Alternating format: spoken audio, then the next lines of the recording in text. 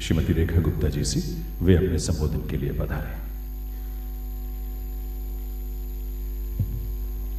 यहाँ पर उपस्थित सभी आदरणीय जनों को मेरा बहुत बहुत प्रणाम। और बहुत ही खुशी का अवसर है, दिल्ली में पहली बार all India speakers and deputy speaker conference का आयोजन और उस कार्यक्रम को भव्यता प्रदान कर रहे हमारे देश के माननीय गृह मंत्री अमित शाह जी हमारे बीच में। मैं चाहूँगी कि पूरा सदन जोरदार तालियों से अभिनंदन करे माननीय जी का, जिन्होंने आज इस कार्यक्रम में पहुंचकर न केवल कार्यक्रम को भव्यता प्रदान करी, बल्कि विधायकी में, उसकी गरिमा में, लोकतंत्र में आपका विश्वास कितना दृढ़ है, आपकी उपस्थिति हम सबको वो मनोबल देती है। मैं स्वागत करना चाहूँगी आदरणीय माननीय केंद्रीय संसदीय कार्य मंत्री श्रीमान किरण रिजिजू जी का, जो आज हमारे बीच में पधारे हैं। हमारे प्रिय माननीय उपराज्यपाल जी विनय कुमार सक्सेना जी, जो आज यहाँ उपस्थित हैं। और आज के इस कार्यक्रम का आयोजन और विजन देने वाले हमारे माननीय विधानसभा अध्यक्ष विजेंद्र गुप्ता जी। स्वागत है आदरणीय सभी सांसदों का, हमारे माननीय विधायकों का, और देश के कोने कोने से आए, प्रत्येक राज्य से आए हुए माननीय स्पीकर महोदय और डिप्टी स्पीकर महोदय और सभी सेक्रेटरी जन। आज का दिन हमारे लिए लोकतंत्र का एक ऐतिहासिक दिन है। वो दिन जहां 100 साल पहले एक भारतीय ने इस विधानसभा परिसर में ब्रिटिश काल में पहली बार कोई व्यक्ति भारतीय मूल का इस विधानसभा का अध्यक्ष बना। पूरे 100 साल का समय उसे बीता। मैं समझती हूँ कि वो पहली लॉ थी जो हर भारतीय के दिल में जली होगी कि हाँ, इस ब्रिटिश काल में भी भारतीय अपनी आवाज़ उठा सकता है और सदन के इस पटल तक पहुंच सकता है। 24 अगस्त 1925 श्री विट्ठल भाई जावेर भाई पटेल ने ब्रिटिश शासन के विरुद्ध एक लोकतांत्रिक विजय हासिल की। पहली बार कोई भारतीय अंग्रेज अधिकारियों और अंग्रेज लोगों के विरुद्ध चुनाव लड़कर के यहाँ तक पहुँचा। और ये कोई आम घटना नहीं थी, निश्चित तौर पे गुलामी के एक लंबे इतिहास को बदलने वाला क्रांतिकारी क्षण था। मैं उस समय को यदि याद करती हूँ तो शायद विट्ठल भाई जी ने जरूर ये सोचा होगा कि अंग्रेजों की इस असेंबली में ब्रिटिश सरकार के एक अंग्रेज नुमाइंदे को हरा करके भारतीय ने जो गौरव का प्रतीक बने, उन्होंने अपने मन में सोचा होगा जरूर कि जब एक दिन भारत आज़ाद होगा तो अनेक भारतीय उस आज़ाद भारत में अपने स्वराज के साथ, अपने झंडे तले, अपने संविधान की छाया में, अपने प्रदेश और देश के का प्रतिनिधि बन करके ऐसी ही विधानसभा में बैठेंगे और अपनी देश की जनता की बेहतरी के लिए नीति निर्माण करेंगे।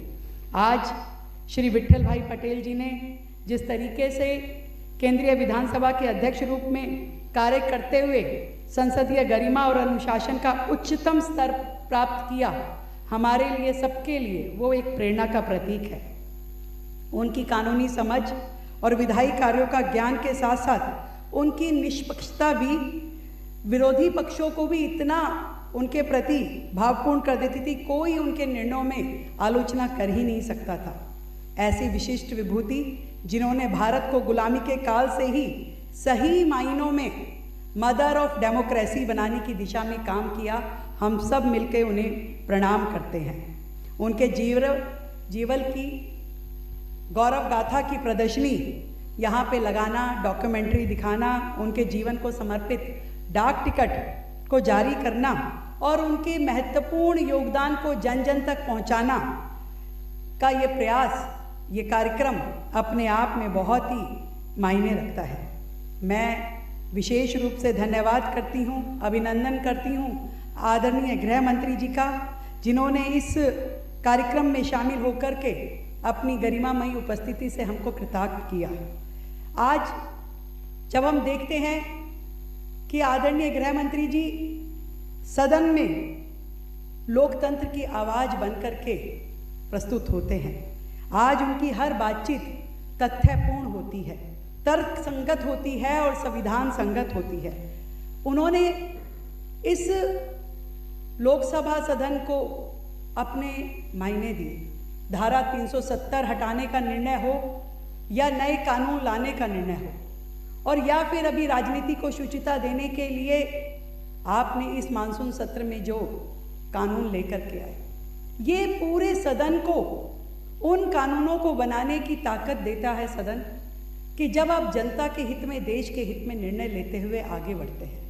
आपने जिस तरीके से लगातार लोकतंत्र की रक्षा करते हुए काम किया है, वो हम सभी प्रतिनिधियों के लिए एक बहुत बड़ा दिशा निर्देश है।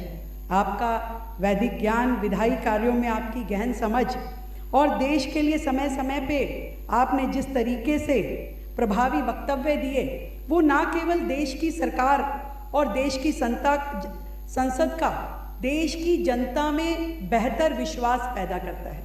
मैं आए हुए सभी अतिथियों को बहुत बहुत साधुवाद देती हूँ कि आप समय निकाल करके इस कॉन्फ्रेंस में आए। ये एक ऐतिहासिक क्षण है और इस क्षण के साक्षी हम सब लोग बन पाए, ये हमारे लिए भी सौभाग्य की बात है।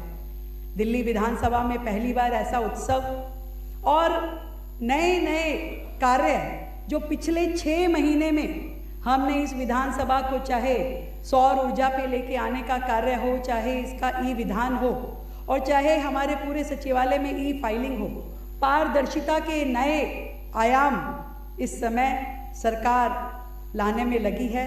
मार्गदर्शन है आदरणीय प्रधानमंत्री नरेंद्र मोदी जी का और आदरणीय गृह मंत्री अमित शाह जी का। एक बार फिर से हृदय की गहराई से आप सभी मान्यवरों को मैं बहुत अभिनंदन करती हूँ, धन्यवाद देती हूँ आपका यहाँ पधारने का। उसका एक बहुत बड़ा तीर्थ दिल्ली में है जहाँ उनका परिनिर्वाण हुआ, उसको भी आप जरूर देख करके जाएंगे, उसकी व्यवस्था हमने की है। आप सबको हृदय की गहराई से बहुत बहुत प्रणाम। जय हिंद।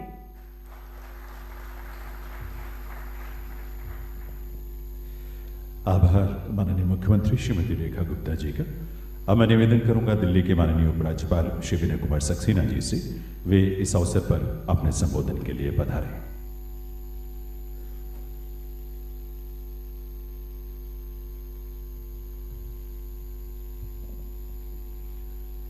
माननीय केंद्रीय गृह एवं सहकारिता मंत्री श्री अमित शाह जी, माननीय केंद्रीय संसदीय कार्य मंत्री श्री किरण रिजिजू जी, माननीय मुख्यमंत्री श्रीमती रेखा गुप्ता जी, माननीय अध्यक्ष दिल्ली विधानसभा श्री विजेंद्र गुप्ता जी, माननीय उपाध्यक्ष दिल्ली विधानसभा